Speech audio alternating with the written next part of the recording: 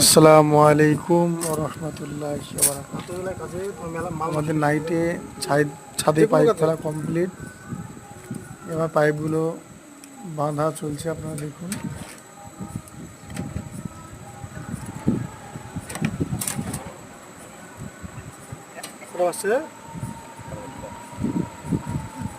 খুব সুন্দর করে বাঁধতে হবে, নাহলে আপনার ঢালাই যখন ভাইব্রেটার মারবে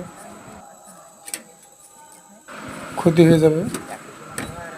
এর জন্য খুব সুন্দর করে বাঁধতে হবে এবং মিস্ত্রিতে পাই যেন উঠে না যায়। এই যে পাইপটা বাঁধা হচ্ছে, এই পাইপটা যেন বেরিয়ে না যায়, খুব মজবুতির সাথে বাঁধতে হবে। আমরা ফ্যানে বাটিতে আপনার পেরেক ব্যবহার করি, 3 ইঞ্চি পেরেক। খুব ঘন ঘন করে বাঁধি, কারণ হচ্ছে যে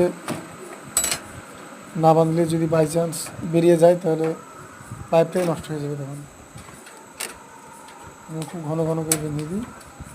ডবল চালির মধ্যে বাঁধা অতটা দরকার নাই, সিঙ্গেল চালির মধ্যে হলেই একটু বেশি ঘন বাঁধতে হয়। আপনাদের ভালো লাগে তাহলে লাইক